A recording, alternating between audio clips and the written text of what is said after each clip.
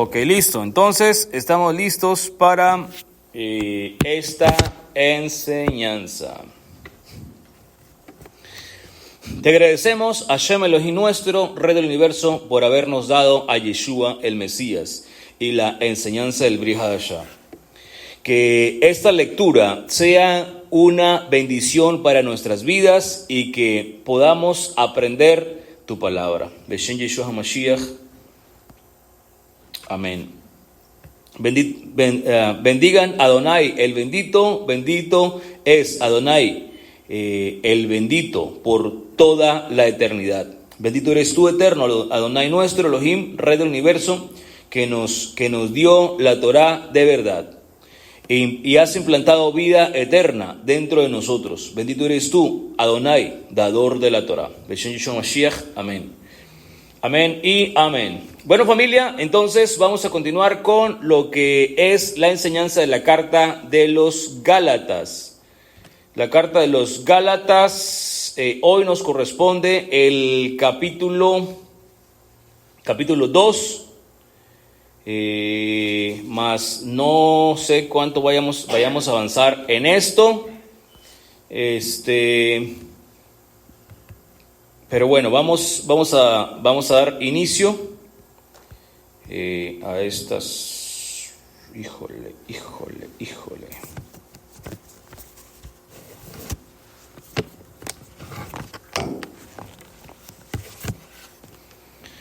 Híjole. Bueno, entonces familia,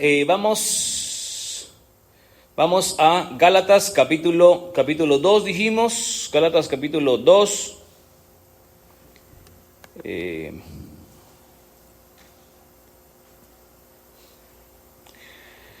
Gálatas capítulo 2. ¿Dónde está Gálatas?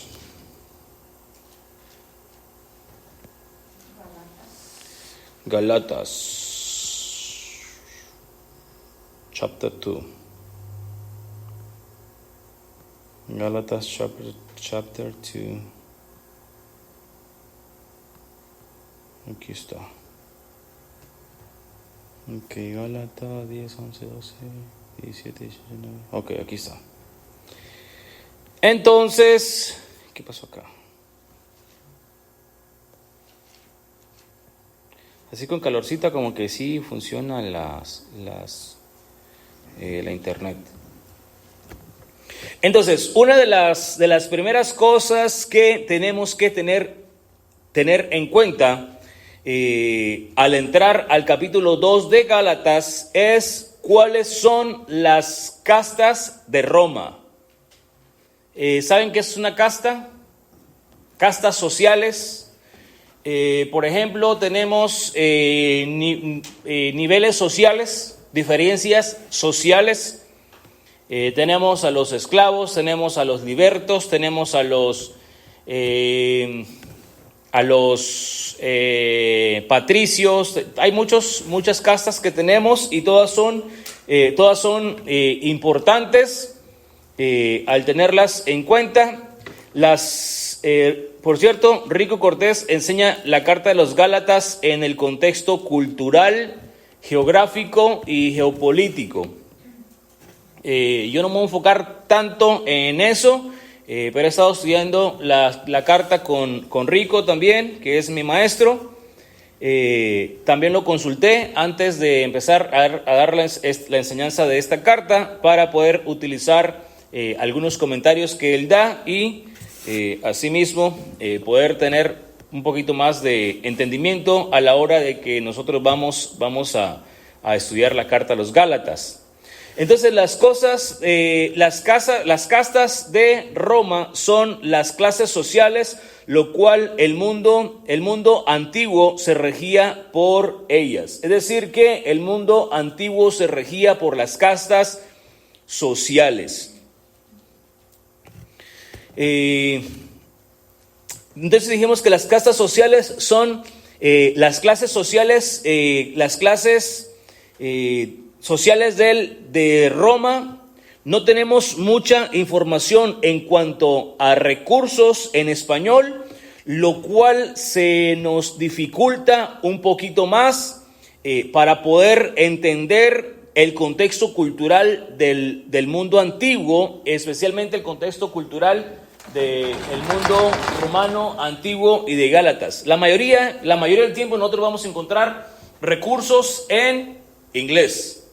¿Cuál es la razón que nosotros encontramos los recursos en inglés y no en español? Hagámonos esta pregunta. ¿Por qué existen los recursos, más recursos en inglés que en español, si cuando sinceramente son más los hispanos, las personas que hablan español que los que hablarían inglés? Hablando a nivel, vamos a decir, países. ¿Cuántos países tenemos de habla hispana originalmente y cuántos tenemos de habla inglesa originalmente? Inglesa, 1, 2. Inglaterra y Estados Unidos. Entonces, tenemos dos países que son los que domina, es el inglés. También tenemos Canadá, pero nada comparado con Latinoamérica. Latinoamérica son muchos países, no saqué la cuenta cuántos países son, pero son muchos. Y el asunto es de que no tenemos recursos en español para estudiar el contexto cultural de la antigüedad. Casi todos los recursos están del hebreo al inglés o así por el estilo. ¿Cuál es la razón por la cual no tenemos recursos en español? ¿Nunca se han hecho ustedes esa pregunta? Vamos a decir que a nivel cultural, ¿quiénes son los que más invierten? Hablando en los términos económicos, ¿quiénes son los que más invierten a la obra de Dios? Los americanos. Entonces, por lógica, si se invierte más en el reino de Dios por parte de los ingleses, de los americanos, por lógica, tenemos más recursos en inglés que en español. ¿Por qué? Porque si algo tiene el americano es que no le pesa invertir en material de estudio. Y lo que más nos cuesta a nosotros como latinoamericanos es sacar $5 de nuestra bolsa e invertir en un buen libro. Siempre lo queremos todo gratis. Y lo que no recibimos gratis le estamos echando cuantas cosas porque están vendiendo el evangelio, hermano. Nosotros no nos percatamos que se necesita un equipo de trabajo para hacer una traducción. Nosotros no nos percatamos que un libro en inglés lleva muchas horas de trabajo, estar frente a una computadora, ya sea que se haga de una manera automatizada, hay que checar que haya quedado la traducción correctamente y todavía nos estamos quejando porque no tiene buena ortografía una vez que fue traducido. ¿No nos debería dar un poquito de vergüencita? Que nos pesa a nosotros invertir en nuestra propia capacitación. Entonces, ¿de qué van a vivir las personas que se dedican a traducir? Por eso es que no hay muchos documentos en español para poder sentarnos y estudiar un buen libro. ¿Quién lo va a traducir? Se gasta 50, 60, 80 horas, una semana frente a un computador traduciendo un libro. ¿Para qué? ¿De gratis? ¿Quién le pagó esa semana de trabajo? Tiene una familia que mantener. Todos tenemos una familia que depende de nosotros. Solamente esto es para que hagamos conciencia. Y todavía estamos criticando al pastor que traduce su propio material de estudio y pone una membresía para que vayamos y nos colguemos de su membresía y compremos los documentos de su página. Lo estamos criticando porque los tiene, está vendiendo el evangelio es gratis. El evangelio es gratis, sí. Pero los que trabajan para el evangelio también lo tienen que hacer de gratis. No tienen una familia. Hay que hacer conciencia. Todo cuesta. Por ejemplo, nosotros estamos acostumbrados a ir a invitar personas a que enseñen con nosotros y no pagarles. ¿Sí o no? Y si el predicador o el músico pone un precio, ese es un asalariado. ¿Algún problema hay con que seamos asalariados? ¿Vamos a trabajar allá afuera ya gratis? Trabajamos 10, 15 horas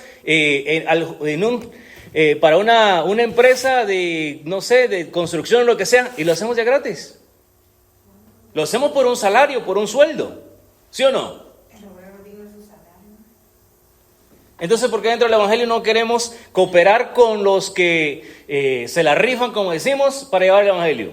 Para llevar el mensaje y hacer el material de estudio. No los estoy regañando, solamente quiero que entremos en conciencia, que es la razón por la cual no tenemos mucho material de estudio en español. ¿Qué dice? Léalo. Pues escrito está en el libro de Moisés: no pondrás tocar al buey que tuve. Esto no significa que Dios se preocupe de los bueyes, sino que se preocupa de nosotros, porque la ley se escribió por causa nuestra, pues tanto el que ara la tierra como el que trilla el grano debe hacerlo con la esperanza de recibir su parte de la cosecha. Súper interesante. Ahora, con esto que yo les estoy diciendo, nos falta el inteligente que salga ahí y diga: el pastor Jaime está diciendo que está regañando a la gente porque no lo cooperan a su ministerio. Mira, nunca lo he dicho en las cámaras. El 70% de mi salario, de lo que yo gano, lo invierto en el ministerio. 70%. Y con eso no lo estoy haciendo para que tengan compasión de mí, solamente para que sepan que a mí no lo estoy diciendo porque yo quiero el dinero a la gente. No es por eso, sino porque no hay reciprocidad. No somos recíprocos, en realidad no somos recíprocos. Pero bueno, no se trata de dinero lo que vamos a predicar hoy. Solamente que a mí me ha costado mucho trabajo estudiar la carta a los Gálatas porque no hay documentos en español. Y porque no tenemos documentos en español, tenemos una serie de predicadores que predican lo que les pega la regalada gana y nomás son los que tienen recursos para ir y comprar un par de libros y ponerse a leer. O los que tienen los recursos para sentarse en una computadora y hacer un escrito. Entonces los demás que van a enseñar Gálatas, es más fácil ir y colgarse de un PDF que ya está estructurado y enseñar lo que dice ese PDF. Copy page. Interesante. Yo nunca estoy pidiendo ofrendas, nunca en mi vida. Yo no le digo a la gente: tienes que diezmar. Tampoco le digo eso a la gente. Creo que tenemos un deber con el ministerio, sí, pero el que lo quiera cumplir, que lo cumpla; el que no lo quiera cumplir, que no lo cumpla. No voy a estarle dejando caer guillotina a nadie. Solamente quiero que entremos en conciencia para los que nos gusta estudiar un poquito. La mayoría de los creyentes en Galacia son de la casta de los esclavos. Es decir, que la mayoría de los esclavos, la mayoría de los creyentes en Galacia son esclavos. Es una herramienta, el esclavo es una herramienta de trabajo sin ningún derecho legal en este contexto que nosotros estamos ahora en Gálatas. No tiene ningún derecho. Es más, un esclavo no tiene ni siquiera derecho a casarse y tener hijos. Si el patrón le daba una esposa al esclavo, los hijos que tenía con la esclava que le dio, esos hijos le pertenecen al jefe, al amo. Este es el contexto que tenemos en Gálatas. Si el esclavo es alguien que no tiene esposa, no tiene esperanza en el mundo. ¿Se recuerdan que en Efesios capítulo 2, Pablo escribe a los que no teníamos esperanza en el mundo? No había esperanza alguna. Por eso es que la esencia del corazón de Elohim es justicia y bondad. Los esclavos que le corresponde a los israelitas, ellos tienen derecho a tener una familia. Los esclavos no tienen derecho a matrimonio y si el patrón le daba una esposa, los hijos le pertenecían al patrón. Entonces, este es el contexto que tenemos en Gálatas. Por eso es importante entender ahora el vocabulario que está hablando, Pablo en la carta a los Gálatas. Ahora sí vamos a Gálatas capítulo 2. Entonces, después de 14 años, subí otra vez a Jerusalén con Bernabé, llevando también a Tito. Pablo sube a Jerusalén después de 14 años, ya había subido una vez. Ahora sube y lleva a Bernabé y también lleva a Tito. En Hechos de los Apóstoles, o Hechos de Pablo, o Hechos del Ruach HaKodes, o como le queramos llamar, Hechos de los Apóstoles, la carta de los Hechos, dice: y José, un levita natural de Chipre, a quien también los apóstoles llamaban Bernabé, que traducido significa hijo de consolación. Bueno, este hijo de consolación era el que iba con Pablo. ¿Y cómo es que se llamaba? Este se llamaba José y era levita. Y este era de la ciudad de Chipre, a quien los apóstoles llamaban Bernabé, que traducido significa hijo de consolación. Entonces tenía por sobrenombre Bernabé. También llevaba a Tito. A Tito lo encontramos Hechos capítulo 15, verso 2 dice: como Pablo y Bernabé tuvieron gran discusión y debate con ellos, los hermanos determinaron que Pablo y Bernabé y algunos otros de ellos subieran a Jerusalén a los apóstoles y a los ancianos para tratar esta cuestión. Ellos tienen una situación legal que hay que subir al templo para arreglar allá. ¿Dónde está el verso que dice Bernabé? Bernabé, que llevaba, ya te digo, Hechos capítulo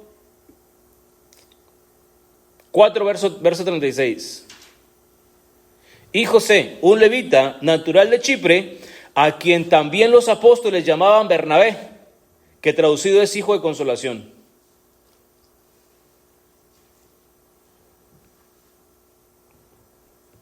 ¿Lo tienes? Sí, dice aquí, de modo que José, a quien Shelchim enviado, cuando dice Barnaba, hijo de profeta. Hijo de profeta. Bernaba, hijo de profeta. Barnaba, Que es un levita. ajá, sí, es un levita. Natural de Chipre. Ajá. En la segunda carta a los Corintios, capítulo 2, verso 13, dice: no tuve reposo en mi espíritu al no encontrar a Tito, mi hermano, despidiéndome, pues de ellos salí para Macedonia. En este viaje de la segunda carta de Corintios, segunda carta de Corintios, capítulo 2, verso 13, Pablo no encontró a Bernabé, a Tito, donde se suponía que tenía que estar. Bueno, continuemos con Gálatas. Dice: subí por causa de una revelación y les presenté el evangelio que predico entre los gentiles. Dice: a los gentiles o entre los gentiles.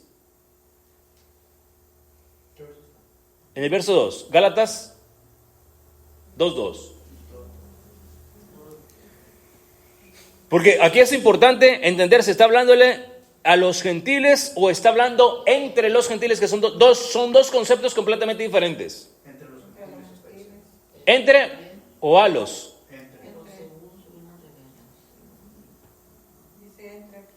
¿Qué dice René Valera, hermana Afra?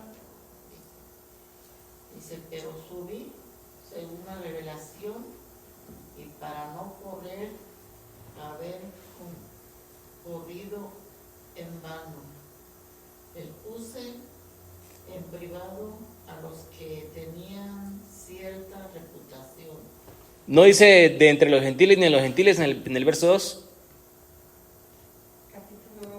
Capítulo 2, verso 2, Gálatas 2:2. Esta versión es la nueva versión, la nueva Biblia de las Américas. Sí, De entre los gentiles. Ok, quiero que tengamos esto en mente, porque una cosa es los gentiles y otra cosa es de entre los gentiles, que son dos cosas muy diferentes. Déjame ver qué dice la Biblia de las Américas. Vamos a ver lo que dice la versión de la Biblia textual. La Biblia textual, esta tiene un orden un poquito distinto. Gálatas 2:2.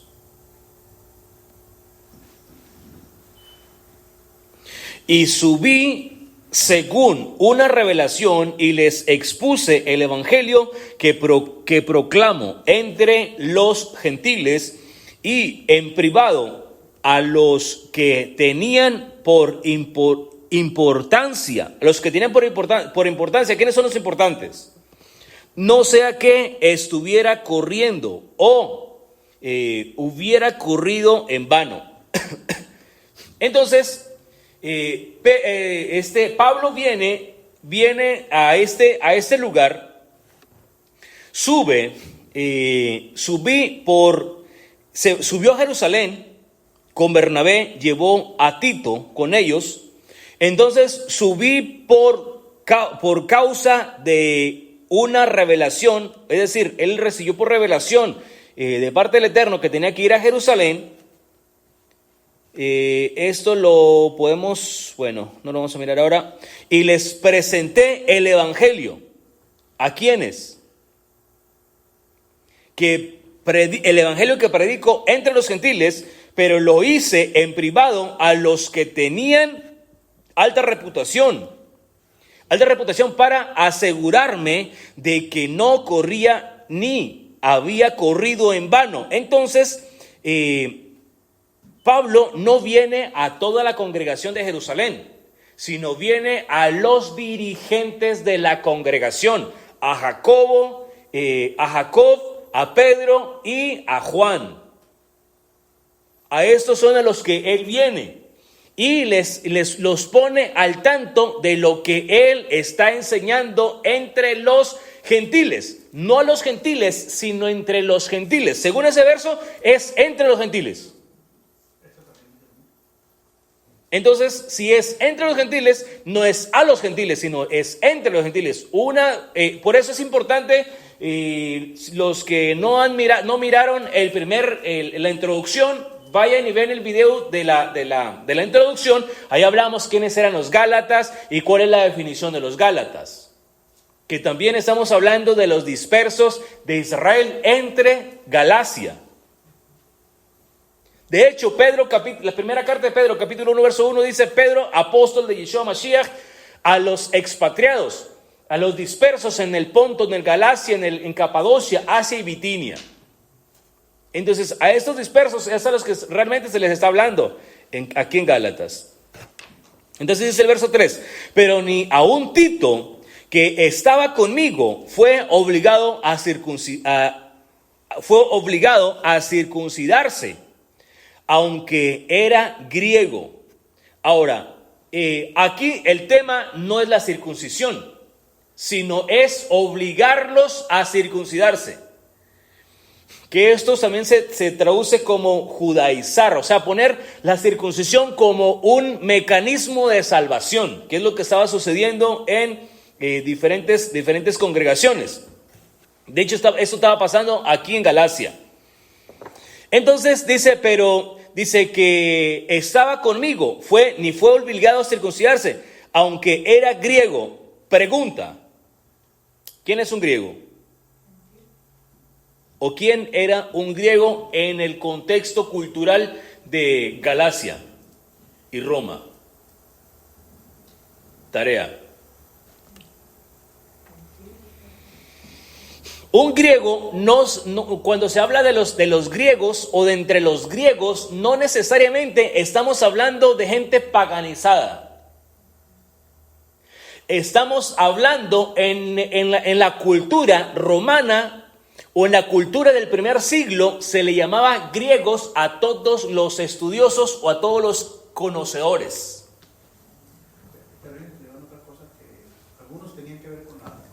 Algunos tenían que ver con la Torá, otros no, pero todos los que tenían un nivel alto de estudio se les llamaba griegos.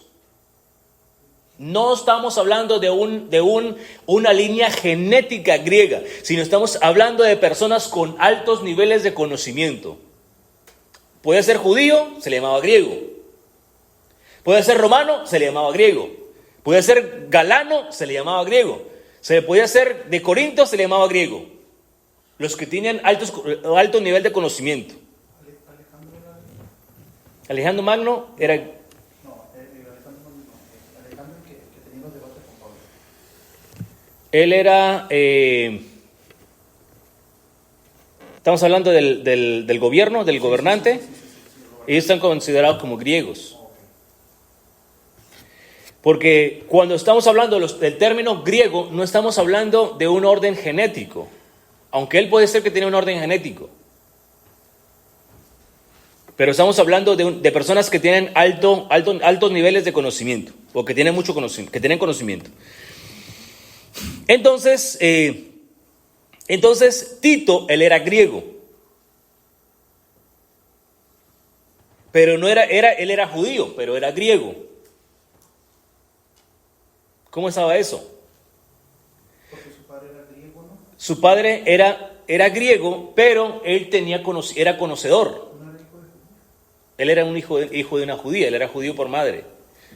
Entonces Tito era griego, entonces él también tenía conocimiento, pero él también conocía de la Torá. Y la pregunta es, si él conocía la Torá, ¿por qué no fue obligado? ¿Por qué no se le obligó a circuncidarse? ¿Por qué no se le obligó? Dice que sí fue obligado. ¿Dice que fue obligado? Sí. El verso 3 dice, pero ni aun Tito, Más. que estaba conmigo, fue obligado a circuncidarse aunque era griego, pero ni siquiera aun Tito, que estaba conmigo, fue obligado. Ni siquiera Tito fue obligado. Es lo que dice mi versión. Dice, pero ellos no forzaron a Tito, Ellos no forzaron a Tito. que estaba conmigo, mi acompañante que era Yeván griego, o sea, no llevaron a cortar, o sea, la circuncisión. No le llevaron a cortar porque no fue obligado a hacer eso. Sería porque, estos entendieron el mensaje que primero era la salvación. Primero es la salvación, primero la circuncisión del corazón y después por inercia, por voluntad propia, es que viene el cumplimiento del mandamiento. Por eso, y ahora vamos a entenderlo porque vamos a mirar algo que son las obras de la ley. Las obras de la ley son las interpretaciones rabínicas del primer siglo que obligaban a las personas a hacer ciertos ritos para salvación. Hablando en este contexto. Y dice el verso 4, y esto fue por causa de los falsos hermanos introducidos secretamente que se habían infiltrado para espiar la libertad que tenemos en Cristo Jesús, en Yeshua Mashiach, a fin de someternos a esclavitud. Estamos hablando en un mundo de puros esclavos casi, donde el 70% de la gente que mirabas en la calle eran esclavos. De hecho, hubo una propuesta de que los esclavos los vistieran todos del mismo color, todos vestidos iguales, pero retrocedieron a esa propuesta. ¿Por qué? Porque había más esclavos que nativos. Entonces dijeron, bueno, vamos a utilizar la inteligencia. Un esclavo encuentra a otro esclavo y le dice, ¿qué tal si nos rebelamos? Se encuentra con otro, ¿qué tal si nos rebelamos? ¿Qué tal si nos rebelamos? Y termina una rebelión y terminan sometiendo al Estado. Porque había más esclavos que gente que no eran esclavos. Incluso superaban al mismo gobierno. Y dejaron por la paz vestirlos de una manera diferente. Entonces, estos hermanos falsos, que no son verdaderamente convertidos, sino son falsos, solamente vienen a mirar qué es lo que se está haciendo ahí. Entonces, ¿para qué? Para tratar de hacerlos que retrocedan, y eso los miramos en todas partes, de tratar de llevarlos a que retrocedan y llevarlos para atrás al mismo sistema. Entonces, eso es lo que hace Pablo venir hasta Jerusalén, porque tenía que detectar quiénes eran los que no eran verdaderamente convertidos, a los cuales ni por un momento cedimos para no someternos, o es decir, no cedimos en ningún momento a someternos a esa manera, a fin de que la verdad del evangelio permanezca con ustedes. Creo que en la primera clase miramos que el evangelio que predicaba Pablo, eso lo vamos a mirar en el capítulo 3, el evangelio que predica Pablo es el evangelio que se le dio a Abraham, a Isaac, a Jacob, a las 12 tribus de Israel, y ese es el evangelio que Pablo está predicando. El que trajo al Mesías. En un orden, pudiéramos decir que en un orden cronológico.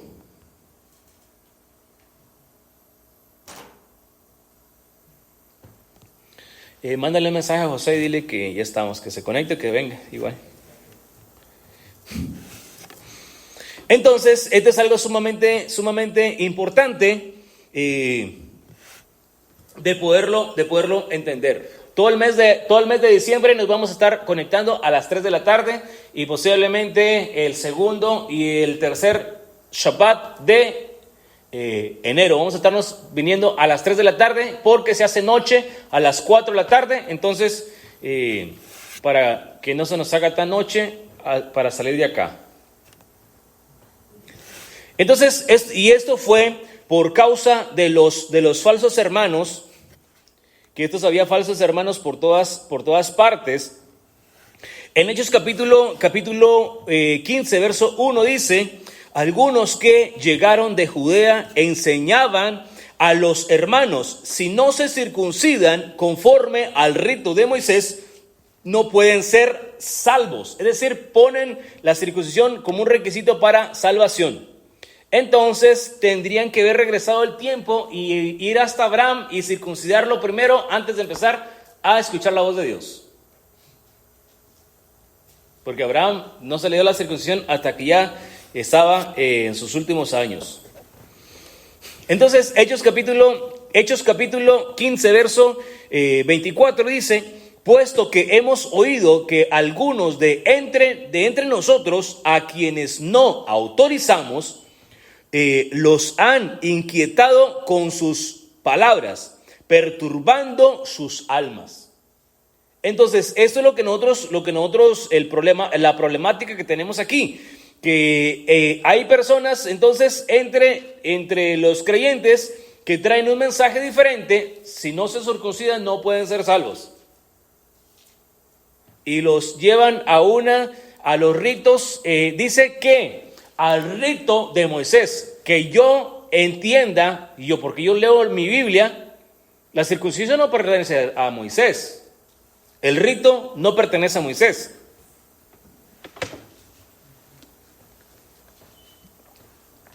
Sino que ese era un mecanismo de ley oral, que tenían ley oral, interpretaciones rabínicas para cumplir con esto.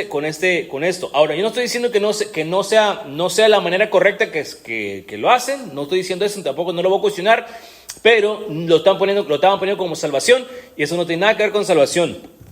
Si nosotros vamos al verso 7, Gálatas 1:7, que dice: sino al contrario, vieron que se me había concedido el evangelio a los de la incircuncisión, así como Pedro lo había sido a los de la circuncisión. Bueno, ahorita vamos a ir ahí. Entonces vamos a Gálatas capítulo 1, verso 5. A los cuales ni por un momento cedimos para no someternos, a fin de que la verdad del evangelio permanezca en ustedes. No nos sometimos a lo que ellos estaban diciendo, para que la verdad de este mensaje les llegue a ustedes. Si nosotros miramos en Colosenses capítulo 1, verso 5, dice: a causa de la esperanza reservada para ustedes en los cielos, de esta esperanza ustedes oyeron antes en la palabra de verdad, el evangelio. En esta esperanza. ¿Y cuál es esa esperanza? De acuerdo a Hechos capítulo, creo, no sé si es Hechos capítulo 20, que habla Pablo de la esperanza que han guardado. ¿Cuál? 26:7, Hechos 26:7. Vamos a ver. Donde dice Pablo que han guardado esa esperanza. En cuyo cumplimiento han de ser juntas las 12 tribus. Sí. 26:7, Hechos 26:7. Porque nuestras 12 tribus esperan llegar a esta esperanza a través de diligentes oraciones de día y de noche. A causa de esta esperanza, oh rey Agripa, soy acusado por los judíos. ¿Por qué consideran ustedes que no es propio creer que Dios resucita a los muertos? Entonces, este es el evangelio que Pablo está predicando. Entonces, a eso es a lo que se refiere, que si viene un ángel del cielo o aún ellos mismos vienen predicando otro evangelio, sean anatemas, que sean malditos. Entonces, a los cuales ni un momento cedimos para no someternos, a fin de que la verdad del evangelio permanezca con ustedes. El evangelio lo tenemos que mirar en un orden cronológico desde Génesis hasta Apocalipsis. Y de aquellos, verso 6, Gálatas 2:6, y de aquellos que tenían reputación de ser algo, lo que eran, nada me importa. Lo que estos personajes eran, a mí no me importa nada. Dios no hace acepción de personas. Pues bien, los que tenían reputación nada me enseñaron. Es decir, los apóstoles de Yeshua no le enseñaron nada a Pablo, porque él recibe el mensaje directamente de Dios. De hecho, Pablo mismo reprende a Pedro, porque Pedro está haciendo acepción de personas, y aquí mismo lo habla. Dice el verso 7, sino al contrario, vieron que se me había encomendado el evangelio a los de la incircuncisión, es decir, a los que no están viviendo dentro de Israel, así como Pedro lo había sido a los de la circuncisión, es decir, a los judíos. A Pedro se le encomienda predicarle a los judíos, a Pablo se le encomienda predicarle a los griegos, a los que están fuera de Israel, y a los de la incircuncisión, a los gentiles. Verso 9, al reconocer la gracia que se me había dado, Jacob, Pedro y Juan, que estos son de las personas de los cuales, de renombre, de los cuales está hablando, que ellos no le enseñaron nada a Pablo, que eran considerados como columnas, eran considerados como columnas, nos dieron a mí y a Bernabé la diestra, es decir, les extendieron la mano de compañerismo para que nosotros fuéramos a los gentiles y ellos a los de la circuncisión. Solo nos pidieron que nos acordáramos de los pobres, lo mismo que yo estaba también deseoso de hacer. Entonces viene con Pedro, Juan y Jacob, Jacob era el presidente de la comunidad, o el pastor, el presidente de la comunidad mesiánica en Jerusalén. Entonces ellos apoyaron a Pablo para que fuera Pablo a predicar fuera de Israel entre los gentiles, a los que se vuelven de entre los gentiles. Entonces, esto es algo importante. Los de la circuncisión es un término utilizado para ciertos judíos, y quiero decir que posiblemente no se está refiriendo a todo el judaísmo, sino a cierto grupo que se estaban volviendo, que se estaban viniéndose de entre los griegos, de entre los gentiles, y se estaban convirtiendo al Mesías y seguían el judaísmo. Dice el verso 11, pero cuando Pedro vino a Antioquía, me opuse a él cara a cara, porque él era digno de ser censurado. Es decir, que él no se estaba comportando de la mejor manera. Entonces él viene a ver a Pablo en Antioquía, que fue en el primer lugar que se les llamó cristianos a los seguidores de Jesús, de Yeshua, por primera vez, según Hechos capítulo 11, me parece que es. No recuerdo exactamente el pasaje, pero se les llama por primera vez seguidores de Yeshua, y se les habla en una manera despectiva. Dice el verso 12, porque antes de venir algunos de parte de Jacob es el presidente de la congregación mesiánica de Jerusalén, él comía con los gentiles, pero cuando aquellos vinieron, Pedro empezó a retraerse y apartarse, porque temía a los de la circuncisión. Shalom, familia, bienvenidos. Hermano José, bienvenido.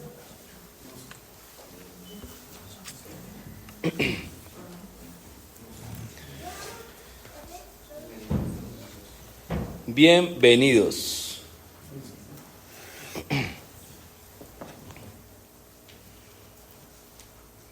Tomen asiento, estamos estudiando Gálatas capítulo 2. Gálatas capítulo 2, de introducción explicamos que Gálatas, o los de Gálatas, había un alto porcentaje de esclavos, la mayoría eran esclavos. Entonces los esclavos no tenían ningún derecho, no tenían un estatus social, es decir, no tenían una identidad, no eran de ninguna parte, eran solamente esclavos, le pertenecían a una persona. Entonces a ellos es lo que Pablo habla en Efesios capítulo 2, donde dice que no tenían esperanza en el mundo, porque un esclavo no tenía esperanza en el mundo, no tenía un estatus social. Y hablábamos que Roma, todo el sistema romano se regía por castas sociales. Las castas sociales son los niveles sociales. Entonces, por eso es que Pablo se levanta y encara a Pedro, porque Pedro está haciendo acepción de personas. Cuando la Escritura dice que no hagamos diferencia entre personas, no hagamos acepción de personas. Entonces, vamos a Gálatas capítulo 2, de verso 11 en adelante. Vamos a retroceder 2 versículos. Dice, pero cuando Pedro vino a Antioquía, me opuse a él cara a cara, porque él era digno de ser censurado. Pedro era digno de censurarlo. Una censuración es lo que se conoce como bloquearlo o disciplinarlo. O sea, era digno de ponerlo en disciplina y ponerlo a analizar lo que él estaba haciendo. Dice el verso 12, porque antes de venir algunos de parte de Jacob, Dijimos que Jacob es el presidente de la Asamblea Mesiánica de Jerusalén. Él comía con los gentiles, pero cuando aquellos vieron, Pedro empezó a retraerse. ¿De qué? De comer con los gentiles y apartarse, porque temía a los de la circuncisión. ¿Y quiénes son los de la circuncisión? Los que vienen de parte de Jacob. Los de la comunidad mesiánica que vienen de Jerusalén hacia Antioquía. Ellos son los de la circuncisión. Entonces, a los cuales había sido encomendado a Jacob, a Pedro y a Juan enseñarles a ellos. A Pablo se le encomendó predicarles a los que están fuera de Jerusalén, a los de la incircuncisión. Entonces miramos en el verso, ¿qué fue el verso 2?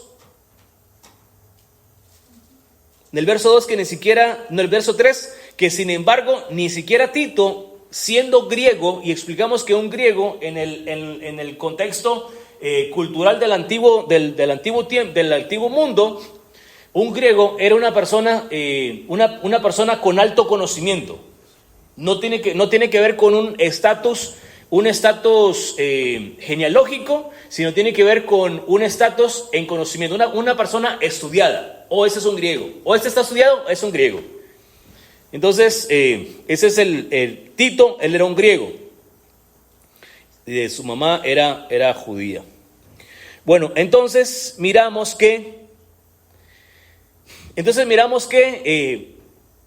Pablo se levanta cara a cara con Pedro, porque Pedro está haciendo una distinción de personas, lo cual la Escritura dice que no se puede hacer. Porque antes venían algunos de parte de Jacobo, él comía, antes de que vinieran los enviados por Jacobo, él comía con los gentiles. Ahora, ¿qué conllevaba comer con gentiles? En este contexto de Gálatas, que estamos hablando en el contexto de Roma, comer con los gentiles, es decir, con las personas que no practicaban las costumbres judías de ese tiempo o las costumbres bíblicas, si tú venías, vamos a decir, venías de Jerusalén y te invitaban a comer a una casa, el jefe de esa casa, te sometías en esclavitud al jefe de esa casa, y lo que él te dijera que hicieras, eso tenías que hacer. No podías negarte, porque si no salías con los pies hacia enfrente, como decimos. O sea, no te podías negar porque estamos hablando de un jefe. Todos son esclavos. Vienen de otro lado y se convierten en esclavo en el momento que entra a comer con un gentil. Entonces estamos hablando de que no puedes decir, no, es que esa carne yo no la como. Y la carne está sacrificada a los dioses. Entonces, en el momento que entrabas y comías con la gente, entrabas en pacto con el jefe de esa casa. Entonces la carne o la comida estaba sacrificada a los dioses romanos, griegos. Entonces en automático le estaban dando la espalda al Dios de Israel. Y se están sometiendo a otro señor, a otro Dios. Entonces, eso es lo que está sucediendo. Pero en el caso de Pedro, en Hechos capítulo 10, ¿se recuerdan que vienen tres lienzos? A Pedro le dicen que no llame impuro ni inmundo lo que Dios ya santificó. ¿A quién santificó Dios de acuerdo a Hechos capítulo 10? A Cornelio. Cornelio no era un hombre pagano. A mí me dijeron que Cornelio era un gentil pagano, pero mi Biblia dice que era un justo. Entonces, ¿a quién le creo? Al pastor que viene y me dice, no, es que Cornelio era un pagano, estaba comiendo carne de cerdo cuando llegó Pedro, y Pedro llegó. No estamos definiendo lo que comida es. Es más, si haya sido Dios mismo el que le dio la visión a Pedro, que yo creo que sí se le dio 3 veces la visión, y le estaba diciendo, mata y come la serpiente, todos los animales reptiles que estaban en esa manta que él miró. Entonces tenemos un Dios que no es un Dios firme en lo que él habla. Si se estaba tratando de comida, entonces estamos hablando de que era una visión que Pedro no la pudo entender, porque le estaba dando animales impuros para que él pudiera entender que lo que su mentalidad le decían que era impuro, que era un gentil que se está regresando entre las naciones y entre los pactos de Dios, entonces de acuerdo al judaísmo, él no podía comer con ellos. Entonces el Mesías, el dolor que pasó, nomás venía Para cambiarle el ADN al cerdo, a purificar el cerdo. a purificar el cerdo. Entonces tenemos un Dios, no sé si utilizar la palabra, no voy a utilizar la palabra porque ya se me ofendieron una vez. Tenemos un Dios incongruente, porque en Levítico capítulo 11 dijo: no comas serpientes, no comas ratones, no comas esto, no comas lo otro, no comas cerdo, no comas eso. Entonces ahora está diciendo: sí, ve y mata y come lo que te pegue la gana, ya todo está purificado, cuando la ley dijo que era una ley para siempre. De hecho, la ley es de santificación. Sean santos porque yo soy santo. Tiene que ver 100%, tiene que ver el contexto con comida. No me lo crean. Vamos a leer, no vamos a leerlo ahorita, pero vayan a leer después en la casa el Levítico capítulo 11. Cuando la escritura habla en Levítico capítulo 11, que es la primera expresión que nosotros encontramos de sean santos porque yo soy santo, lo encontramos en Levítico 11. Levítico capítulo 11, verso que me parece que es el 45.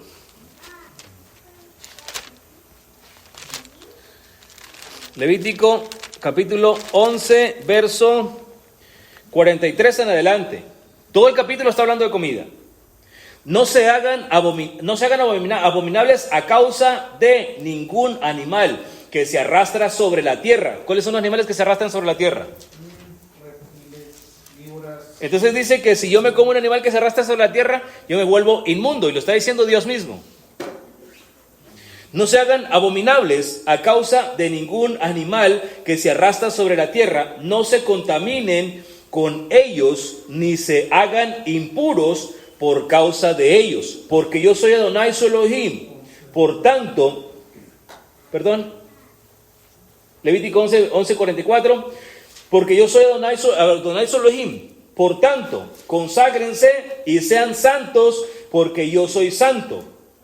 No se contaminen, pues, con ningún animal que se arrastre sobre la tierra.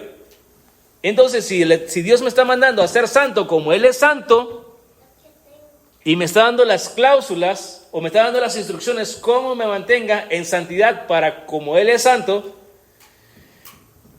y Él me está diciendo que no coma las cosas, los animales que se arrastran, porque entonces me estoy haciendo impuro. Y entonces no puedo ser santo como Él es santo. Pedro lo cita en la primera carta de Pedro, capítulo 1, verso 18, si no me equivoco.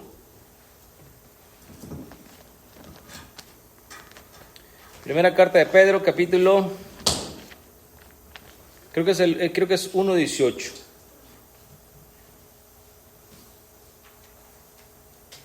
Déjame ver si es el 1:18. No, 1:16. Primera carta de Pedro, capítulo 1, verso 16. Porque está escrito: sean santos como también yo soy santo. ¿Y qué es lo que está declarando él?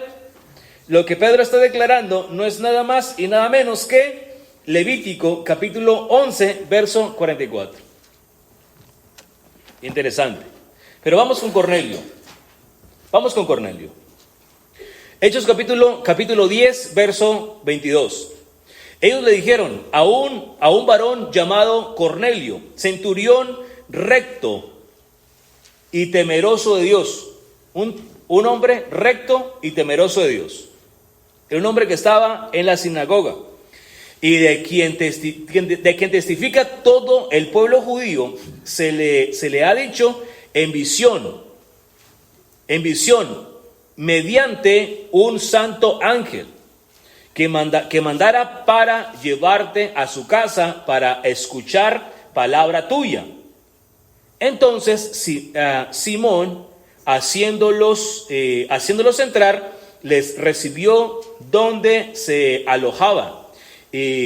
Al siguiente día se levantó y fue con ellos, y lo acompañaron algunos de los hermanos de Jope. Al día siguiente entraron en Cesarea y Cornelio los esperaba reunido con todos sus familiares y también amigos amigos íntimos que él tenía. Y cuando Simón entraba, Cornelio salió a su encuentro y postrándose adoró ante sus pies. Pero Simón, levantándolo, le dijo: levántate, yo también soy hombre. Y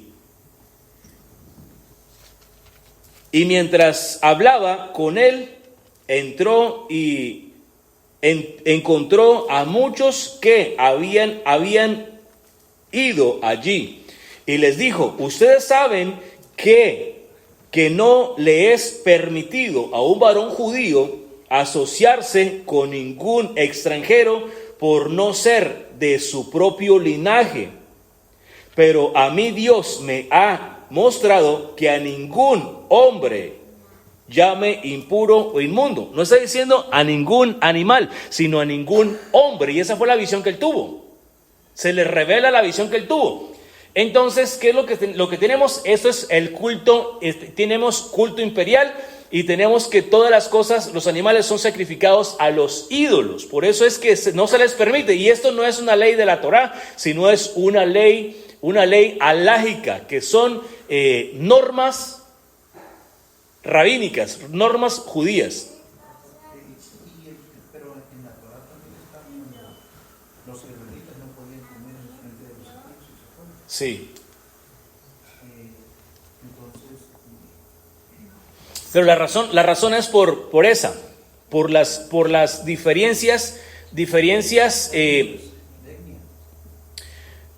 las diferencias de acuerdo al comentario, estamos hablando de la manera de vivir de los israelitas y la manera de vivir de los extranjeros. Son muy separadas. Los extranjeros, toda la carne es sacrificada a los ídolos, todos los animales. Los israelitas, no todos los animales son sacrificados a su Dios, pero la mayoría de animales sí son sacrificados a su Dios. Entonces estamos hablando de convenios, de pactos. Por eso es importante entender lo que es el pacto del umbral. ¿Te recuerdas que hablamos del pacto del umbral? Tengo un PDF del pacto del umbral, tengo 2 videos acerca del pacto del umbral. ¿Ya los confundí suficientemente hasta aquí? no, yo estoy bien así.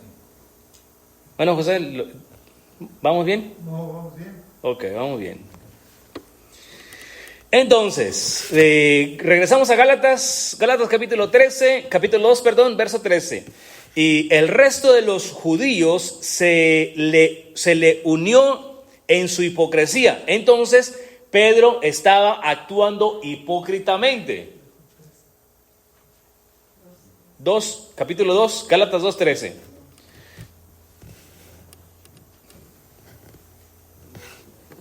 Y el resto de los judíos se le unió en su hipocresía, es decir, hacían distinción de personas, y estamos hablando de los gentiles que estaban en pacto ahora con el Dios de Israel, los que ya habían creído en el Mesías. De tal manera que aún Bernabé, que era el compañero de Pablo, fue arrastrado por la hipocresía de ellos. O sea, cuando no estaban los de la circuncisión, cuando los que no estaban todavía, los que fueron enviados por Jacob hacia Pedro, hacia Antioquía, Pedro comía con los creyentes que estaban regresando de entre las naciones. Pero llegan los que fueron enviados por Jacob, entonces los miró. Van a pensar que yo estoy comiendo con ellos, estoy rompiendo el pacto. Entonces se separa a comer con los judíos que venían de Jerusalén. Pero los gentiles que estaban en Antioquía, ellos ya estaban en el pacto. Ellos ya no estaban comiendo carne sacrificada a ídolos. Ellos ya estaban en pacto con Dios. Verso 14. Pero cuando vi que no andaban en rectitud en cuanto a la verdad del evangelio, dije a Pedro, delante de todos: si tú siendo judío vives como gentil, porque él lo había mirado comiendo con los mesiánicos, pero cuando vi que andaba cuando vi que no andaba con rectitud en cuanto a la verdad del evangelio, dije a Pedro delante de todos: si tú siendo judío vives como gentil, como los gentiles y no como los judíos, ¿por qué obligas a los gentiles a vivir como judíos? Aquí estamos hablando de movimientos tradicionales, que estamos hablando de los que decían que si no te circuncidabas no podías heredar el reino de Dios, no podías entrar al reino de Dios. Entonces, esto es lo que la problemática que tenemos aquí. En Hechos capítulo 12, verso 13 dice: y hagan sendas derechas para sus pies, para que la pierna coja no se descoyunte, sino que se sane. La pierna coja son los que están viniendo de entre los gentiles y se están uniendo al pacto del Dios de Israel, al cual Pedro está con sus actitudes, los está rechazando y los está sacando. Entonces, Pablo lo enfrenta para que no se vaya por otro lado, y se lo dijo en delante de todos. Entonces, en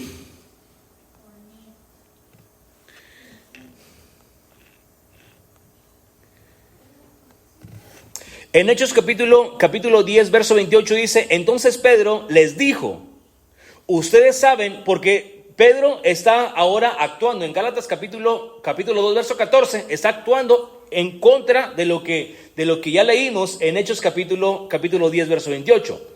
Dice: entonces Pedro les dijo: ustedes saben que no es lícito para un judío asociarse con un extranjero o visitarlo, pero Dios me ha mostrado que a ningún hombre debo llamar impuro o inmundo. O sea, si Pedro ya lo había recibido y ya se lo había mostrado Dios, entonces ¿por qué está haciendo lo contrario? ¿Me explico? O sea, está actuando en contra de lo que ya Dios mismo le había dicho. Dice el verso 15: nosotros somos judíos, dice Pablo, nosotros somos judíos de nacimiento y no pecadores de entre los gentiles. No dice de los pecadores gentiles, sino de entre los gentiles. Y eso es un término que tenemos que entender. Una cosa es gentiles y otra cosa es entre los gentiles. O de los gentiles y de entre los gentiles. De entre los gentiles significa es de los mismos de nosotros que no están viviendo en obediencia, pero viven allá y ahora ya se están regresando. A los mexicanos que viven entre los americanos. Nosotros somos mexicanos que vivimos entre los americanos. No, esto es nuestro. Era nuestro este territorio igual. Entonces dice: nosotros somos judíos de nacimiento, no convertidos. Entonces, y un judío de nacimiento, Pablo está sacando su credencial en Filipenses capítulo 3, verso 5, saca su credencial, cómo es que anda un judío de nacimiento. Dice en Filipenses capítulo 3, verso 4: aunque yo mismo podría confiar también en la carne, si algún otro cree tener motivo para confiar en la carne, es decir, en su parte humana, su linaje, yo mucho más. ¿Por qué? Verso 5: circuncidado a los 8 días de nacido, porque es un mandamiento, del linaje de Israel, de la tribu de Benjamín, hebreo de hebreos, en cuanto a la ley, fariseo. Otra credencial más que queramos que Pablo saque: Él es un judío circuncidado al 8º día, nadie lo puede juzgar por eso. Él es linaje de Israel, él tiene linaje legítimo. Él proviene de la tribu de Benjamín, que es el hermano menor de José. Él es hebreo de hebreos. Un hebreo es uno que cruzó de muerte a vida. Un hebreo es un descendiente de Abraham. En cuanto a la ley, ¿al cual ley? La ley ritual. Fariseo. En cuanto a las leyes rabínicas, no conforme a la Torá, que también lo podemos mirar conforme a la Torá, fariseo. ¿Quién es un fariseo? Un estudioso de la ley. Un estudioso de la ley que Dios le dio a Moisés para que le entregue a Moisés, al pueblo. Yeshua era un fariseo. Yeshua era fariseo, Pablo era fariseo, Nicodemo era un fariseo. Ahora, cuando nosotros nos vienen a decir que somos fariseos, como entendemos los conceptos, ¿qué es lo que nosotros tenemos que hacer? Apriétense la corbata porque nos están dando un título demasiado grande. Cuando nosotros nos dicen, es que eres un fariseo no significa hipócrita, un fariseo no significa un legalista. Yo me considero legalista. ¿Saben lo que es un legalista? Que le gustan las cosas legales. Una persona que busca las cosas legales es un legalista. Hemos confundido el término extremista con legalista, que son dos términos completamente diferentes. Extremista es el que va más allá de lo legal. El que lleva la legalidad, las cosas legales para oprimir a otros. El liberalismo es el que lleva lo legal a un extremo liberal para que nadie viva de acuerdo a lo legal. Pero ser legalista no es malo, ser extremista sí, que son dos cosas completamente diferentes. La palabra lo dice Legal. Ahora, ¿qué significa ser pecador de entre los gentiles? Ser un pecador en el lenguaje rabínico del primer siglo no significa una persona que transgrede la Torá, no significa una persona que no viva de acuerdo a los mandamientos de Moisés, que Dios le dio a Moisés. Significa una persona que no tiene un alto nivel de conocimiento y que no podía estar en una de las 3 escuelas rabínicas del primer siglo.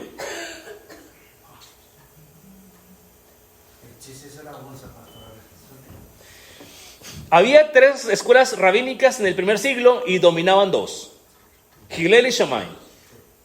Y las personas que no eran parte de esas escuelas o que no estudiaban en esas escuelas se les llamaba pecadores. Pedro no estaba en las escuelas. ¿Quién? Pedro fue expulsado, según algún comentario que leí, de una de las escuelas porque no cumplió con las normativas para estar en una de esas escuelas. Pedro era un pecador de acuerdo al concepto el concepto rabínico de ese momento, farisaico. O sea, todos los discípulos de Yeshua eran personas que habían sido rechazadas de las escuelas rabínicas del primer siglo. Entonces Yeshua dijo, yo voy a poner mi escuela de estudio. Entonces él es un rabino, Yeshua es un rabino y es un fariseo. Y dice, entonces, ¿quieren estudiar? Vengan conmigo. Todo el que esté cargado y cansado, ¿de qué? De las escuelas que los oprimían y no los dejaban estudiar y que no los dejaban ejercer su conocimiento, crecer su conocimiento. Entonces sí, quítense todas las opresiones legalistas y vengan hacia mí, que yo soy manso y humilde de corazón. Eso es lo que significa cuando la escritura dice que vengan a mí todos los que estén cargados y cansados y yo los haré descansar. No, Pedro tenía conocimiento. Pedro tenía conocimiento. Ninguno de los judíos antiguos se podía decir, cuando el templo estaba de pie, ninguno se podía decir que no tenía conocimiento. Porque es un mandamiento, por lo menos 3 veces al año, subir a las fiestas. Y cada 6 años, o cada 6 o 7 años, terminando el año Shemitah, se leían se leía toda la Torá. Los 5 libros de la ley de Moisés se leían todos durante la fiesta de Sukkot. Se leían los 5 libros. Que eso deberíamos de practicarlo nosotros que estamos aquí en la dispersión en el tiempo de Sukkot. De todas maneras tenemos 7 días. Los que somos, ok, vamos a leer los 5 primeros libros de la Biblia y nos ponemos a leer, especialmente en Shemitah. En el Sukkot del año Shemitah. Entonces, ¿estamos entendiendo hasta aquí? Verso 16, Gálatas 2:16. Sin embargo, sabiendo que el hombre no es justificado por las obras de la ley. Aquí es donde entra el ser justificado por las obras de la ley. Estas obras de la ley no son la Torá, sino son las obras, interpretaciones, las interpretaciones que van a ponerse por prioridad por encima del mandamiento. De hecho, nomás que no me quiero alargar tantísimo, pero tengo un documento que encontré. De hecho, ¿te recuerdas, hermano Gregorio, que estudiamos los rollos del Qumran? En los rollos del Qumran hay un rollo que se llama, ya se los digo cómo se llama ese rollo. Miren que lo tengo acá. Ese rollo se llama Carta de Gálatas, la ley, las obras de la ley. Aquí está. Ese no es muy popular dentro del judaísmo. Esto se llama las obras de la ley. Es un documento de 14 páginas, a ver si lo encuentro.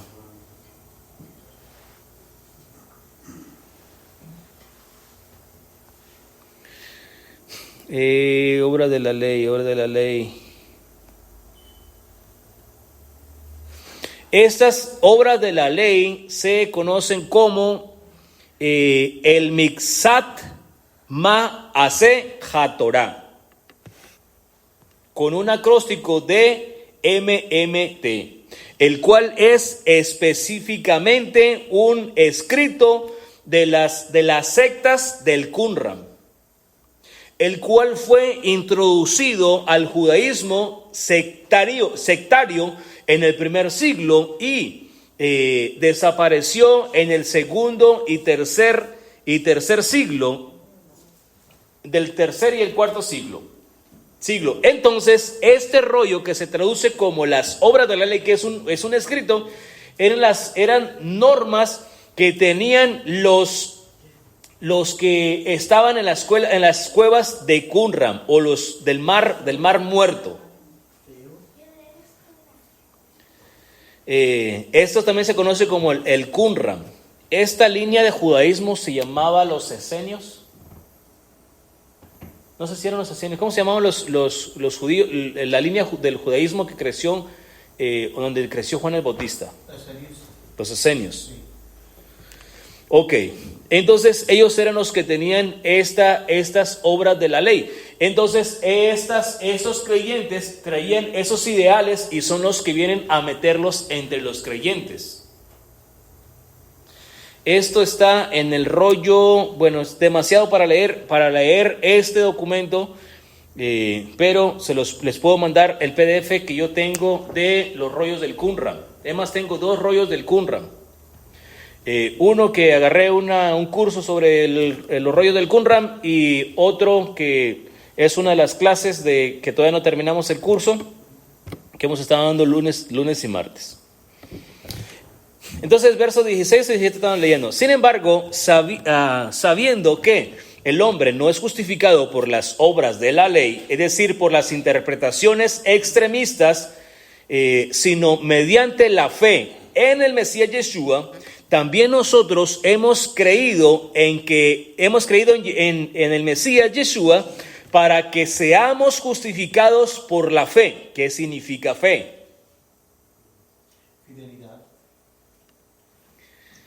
Fidelidad. Vamos a ver. Verso 16. La palabra fe. Palabra fe, vamos a buscarla. Estudio.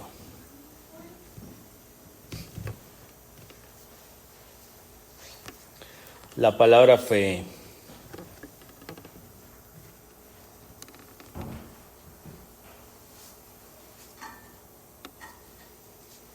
Vamos a ver qué nos manda aquí.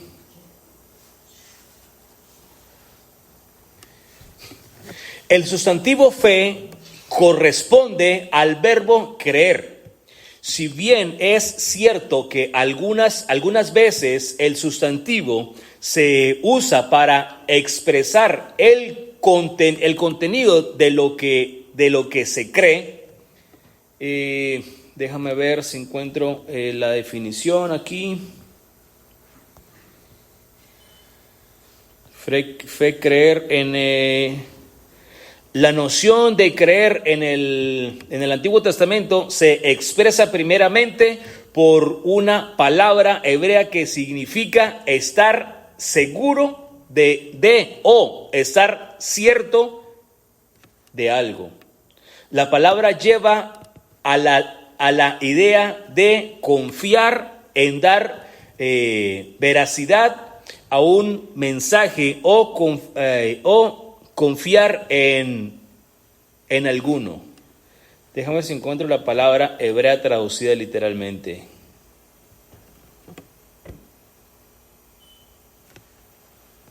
Bueno, la palabra hebrea es la palabra emuná, que significa lealtad. Lealtad, obediencia. De hecho, cuando nosotros encontramos la palabra obediencia en el Antiguo Testamento, es la misma palabra para fe también. De hecho, fe encontramos nomás un par de veces en el Antiguo Pacto. Pero si buscamos ser justificados en el Mesías, también nosotros hemos sido hallados pecadores. ¿Es Cristo entonces ministro de pecado? De ningún modo. Entonces, ¿qué significa pecado? Transgredir la ley de Dios, según la primera carta de Juan, capítulo 3, verso 4, transgredir la ley de Dios, la ley que Dios le dio a Moisés para el pueblo de Israel, eso es pecado. Entonces, si yo digo que ya no tengo que guardar las obras de la Torah, ya no tengo que guardar las instrucciones que Dios le dio a Moisés para el pueblo, entonces yo me estoy poniendo como un pecador. Y si Jesús dijo, ya no tienen que guardar más las instrucciones que Dios le dio a Moisés, entonces él mismo no es el Mesías, porque él mismo se está descalificando como Mesías.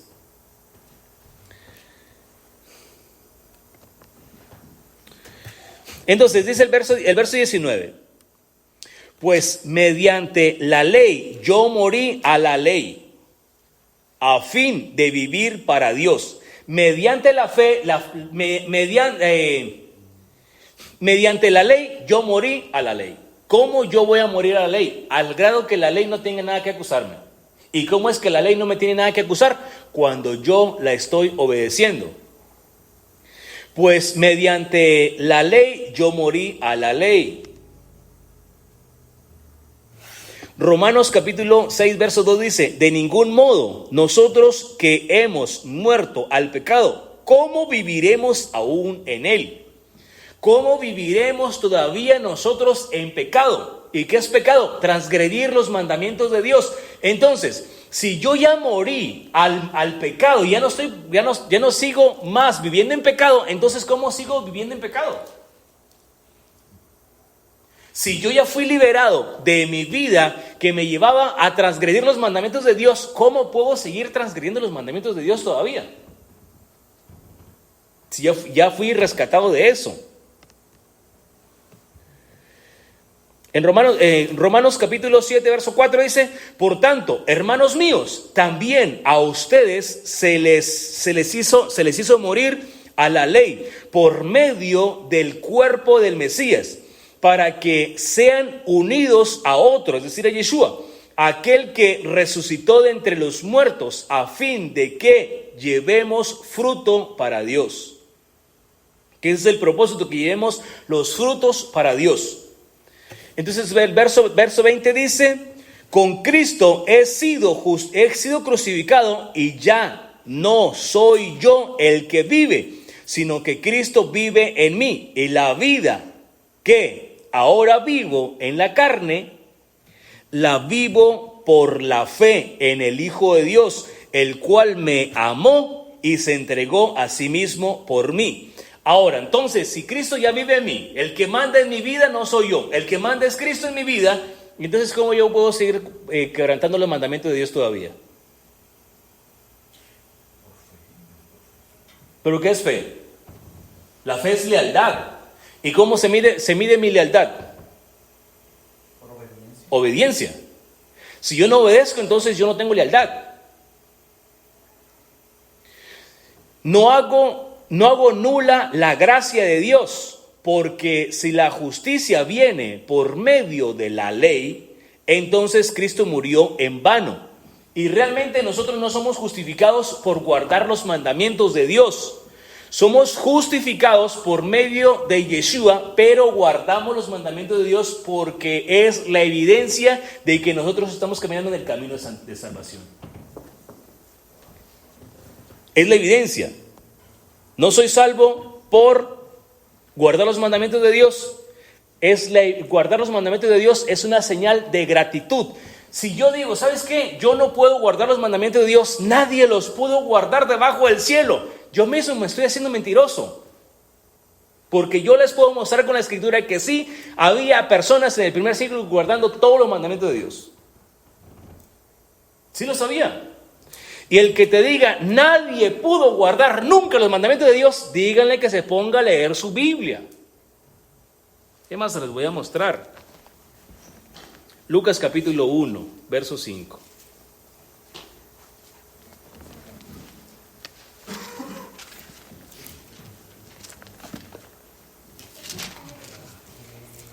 Lucas 1:5 dice: en los días de Herodes, rey de Judea, había un sacerdote llamado Zacarías del ministerio de la casa de Abdías, que tenía por esposa a una de las hijas de Aarón, cuyo nombre era Elizabeth. Ambos eran justos delante de Dios y se comportaban irreprensiblemente en todos sus mandamientos y en la justicia de Adonai. ¿En cuántos mandamientos andaban irreprensibles? En dos. Lucas capítulo 1, versos 5 y 6. Amarás a Adón tu Elohim. Es más, ¿qué es amar a Dios? Guardar sus mandamientos. ¿Qué dijo Yeshua? Si tú me amas, ¿qué vas a hacer? Si tú me amas, guarda mis mandamientos. Juan capítulo 14, verso 15. Si tú me amas, guarda mis mandamientos. Oh, hermanos, que los mandamientos nadie los pudo guardar porque son tan difíciles de guardar. Y nadie los puede guardar, hermano, porque son tan pesados y tan difíciles de guardar. Dijera el gringo, ¿really? ¿Cree que les muestre también que no es difícil guardar los mandamientos de Dios? Para el que ama a Dios. Oh, no, hermano, pero todas las cosas, todo lo puedo en Cristo que me fortalece. ¿Really?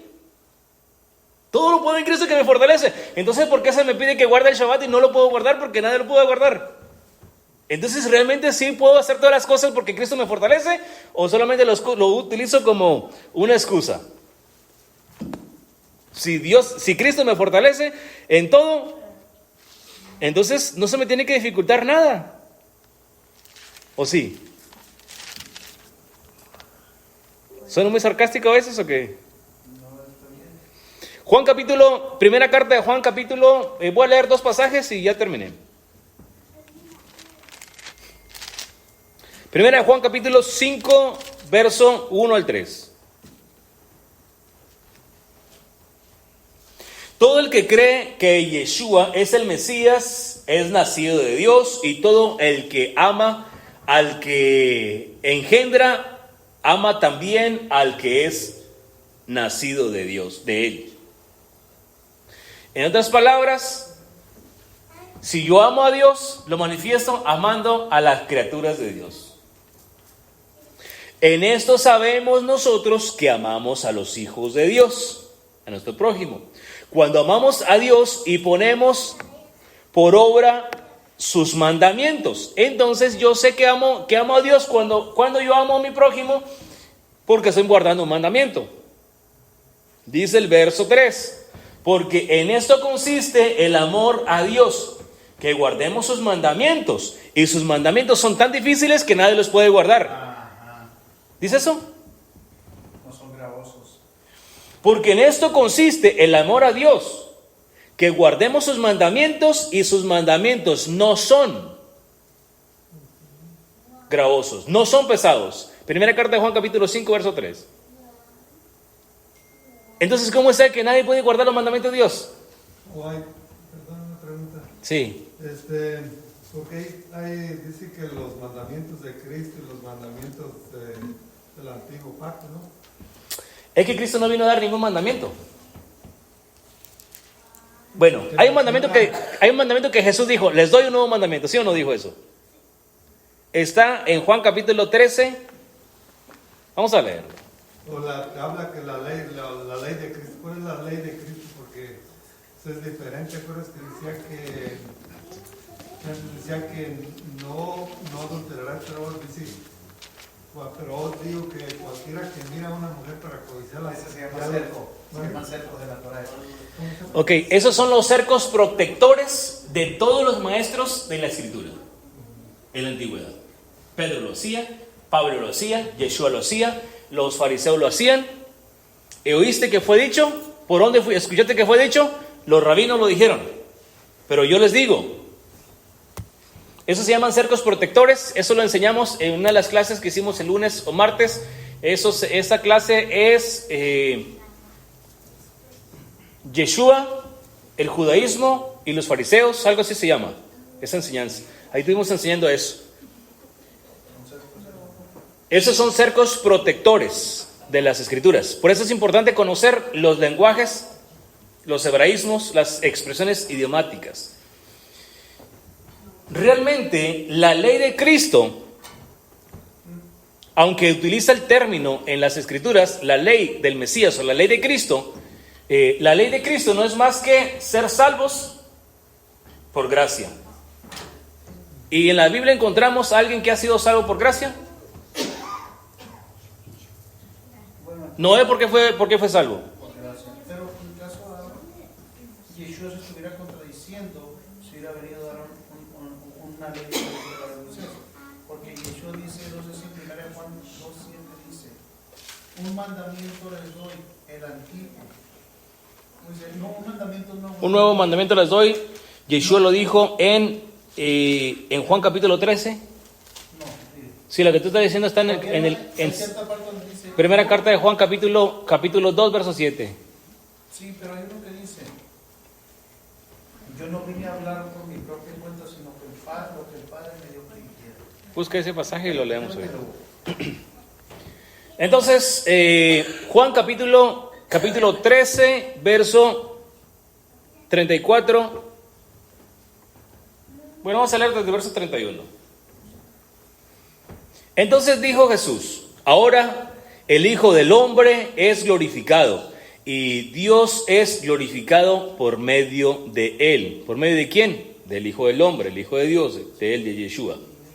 Y si Dios es glorificado por medio de él, también Dios lo glorificará en sí mismo de inmediato lo glorificará.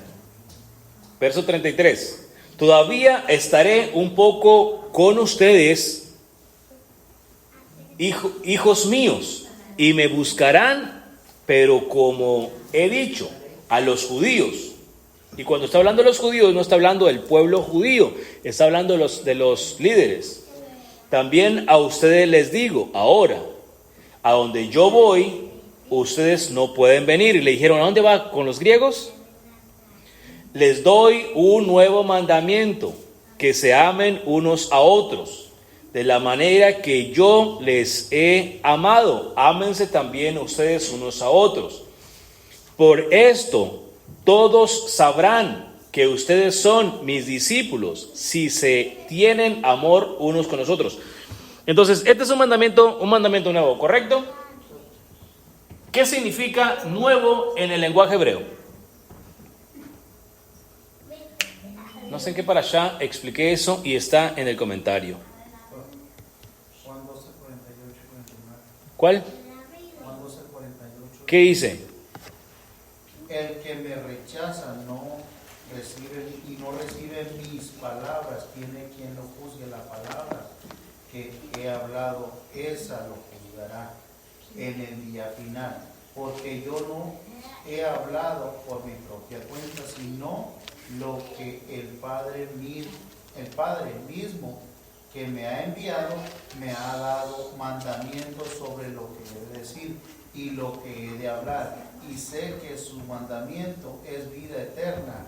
Por eso lo hablo, lo hablo tal como el Padre me lo ha dicho. ¿Y qué fue lo que Dios dijo? Guarden Proverbio 4.2. Proverbio 4.2. Entonces, hay un pasaje, creo que es capítulo 5 de Juan, verso 37, no recuerdo exactamente, donde Yeshua dijo, no, creo que va a ser el 9. Yeshua dice que no me creen a mí porque no le creen a Moisés. Si leyeran a Moisés, entonces me creerían a mí. Bueno, el versículo que dice de un nuevo mandamiento, la palabra nuevo en el lenguaje bíblico no significa nuevo desde la perspectiva que nosotros tenemos. Es más, no sé si tienes tu diccionario Strong ahí. Búscame la palabra nuevo, con referencia a Jeremías 31. Déjenme lo busco.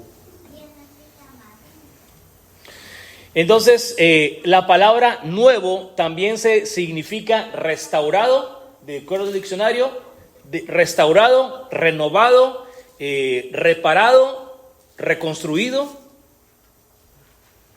El mandamiento que Yeshua dijo, les doy un mandamiento nuevo, ese mandamiento no era nuevo porque él ya estaba escrito está escrito en Levítico capítulo 19, verso 18. Eso es lo que Yeshua está citando. Dice, con los miembros de tu pueblo, tu prójimo, no mantendrás enemistad, sino que amarás a tu prójimo como a ti mismo. Yo soy Adonai. ¿No fue esto mismo que dijo Yeshua? ¿Qué es de la manera que nosotros vamos a saber que somos discípulos de Él? Si nos amamos los unos a los otros. ¿Pacto? ¿Renovado?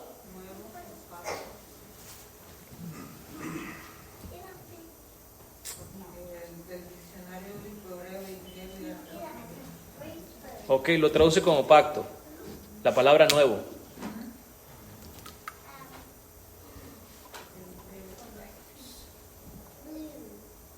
No recuerdo exactamente cuál es pero hay una de las parashá que agregué ese comentario.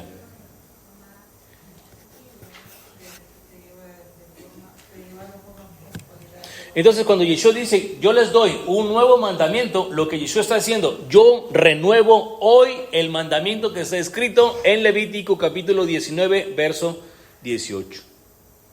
Ámense los unos a los otros como yo los he amado. ¿Lo encontraste? Sí, pero no me da. A ver, préstamelo. Sí, encontré uno.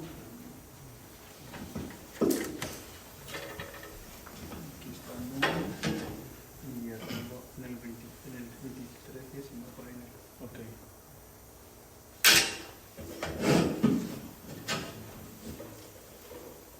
Nuevo.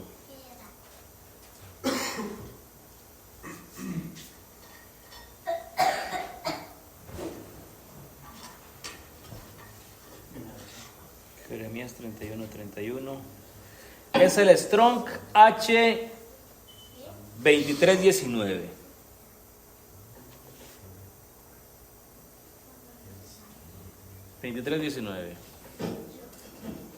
Tenemos aquí 2319.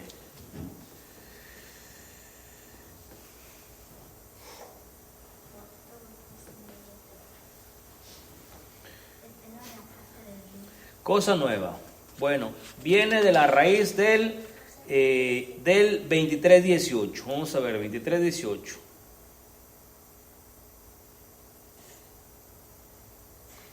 Ser nuevo, causa, reconstruir, componer, rejuvenecer, renovar, reparar, resaltar. Esto es lo que significa.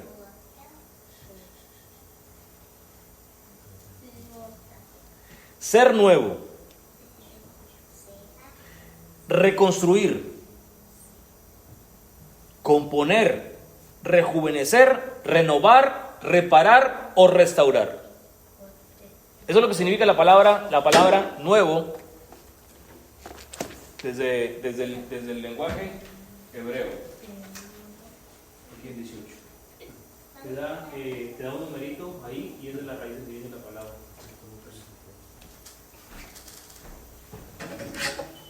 Entonces cuando Yeshua dice, les doy un mandamiento nuevo, él está haciendo una cita bíblica. Él está diciendo, yo traigo a restaurar, a renovar, a reparar este mandamiento. Y te da el mandamiento de amor al prójimo. Entonces las leyes de Yeshua no eran leyes extrañas o leyes que estuvieran desconectadas con lo que ya estaba escrito.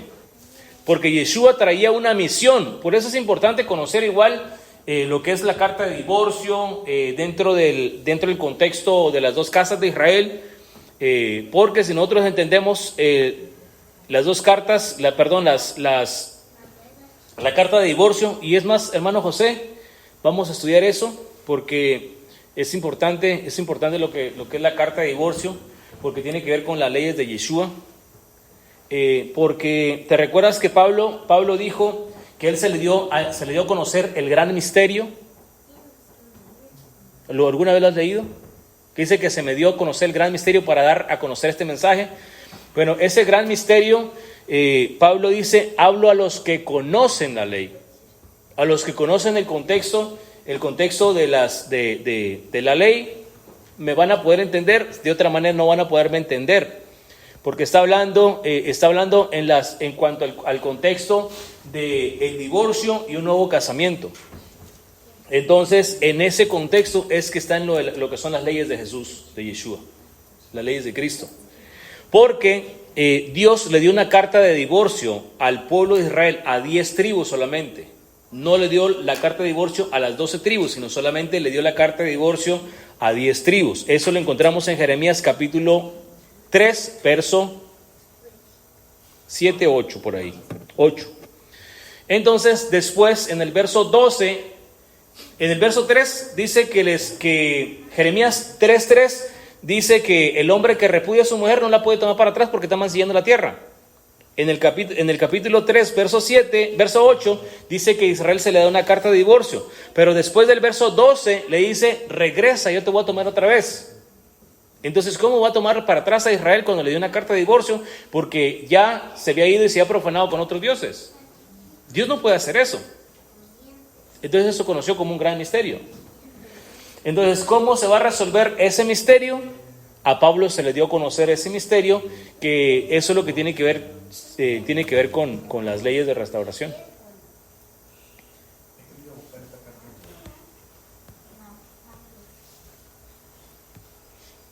Vamos a hacer una enseñanza exclusiva y la vamos a hacer participativa en cuanto a lo que es la carta de divorcio y las leyes de Cristo.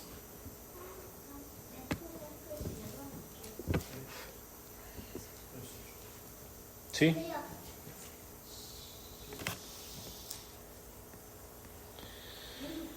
Bueno, aquí terminé.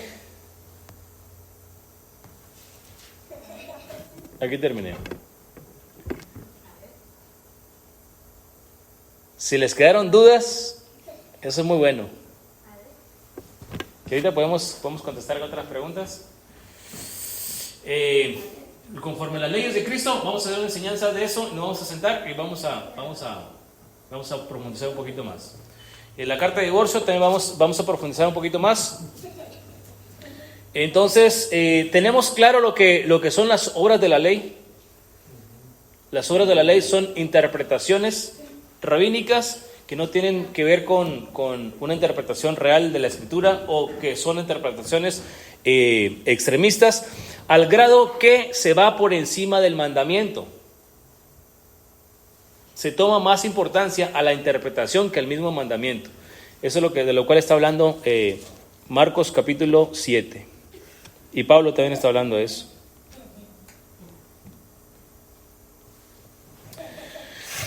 Bueno, terminé. Vamos a hacer Abdalá y vamos a tomarnos un buen café, aunque sea.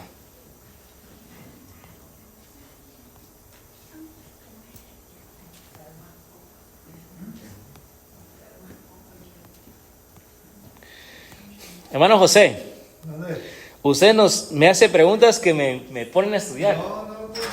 Y eso está bueno, me gusta. Eso me gusta. No, eso me gusta, hermano. Me gusta porque eso me pone a estudiar toda la semana. Es más, por una pregunta que usted me hizo fue lo que nos llevó a leer toda la carta de las Gálatas. Y eso me gusta, o sea, es algo bueno. ¿Qué pasó? Eso está bueno, está bueno. Y todas las preguntas que usted tenga, siéntase libre de sacarlas. Y les vamos a ir estudiando. Es que no se puede a todo en un día. Sí. Usted tiene una pregunta, suéltela. Ya nos sacó 2 temas que vamos a estar estudiando, que es la carta de divorcio que está conectada con las leyes de Cristo. Es más, y va a descubrir, ¿usted tiene idea cuántas veces le ofrecieron aguas amargas a Jesús cuando estaba en la cruz? ¿Cuántas veces? Ajá. No sé cuántas veces, pensé que sí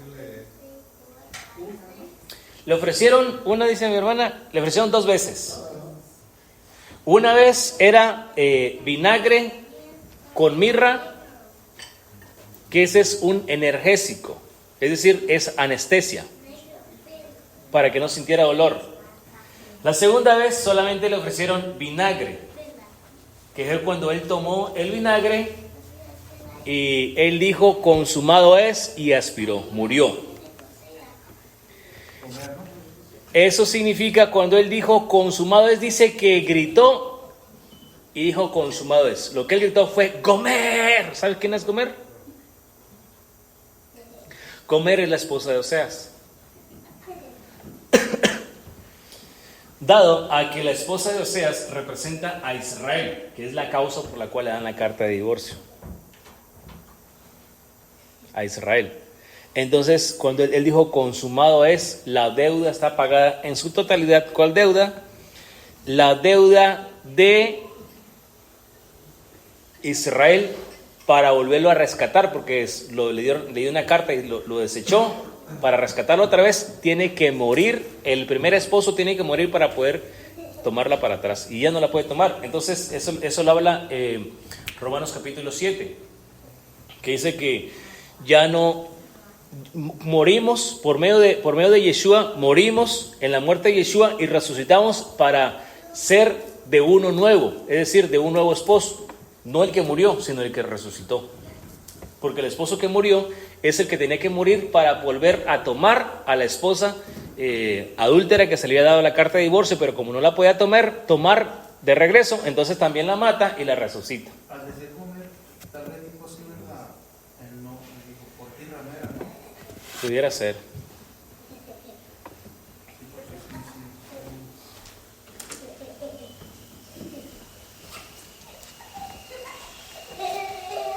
Ok, listos, entonces tomemos una copa.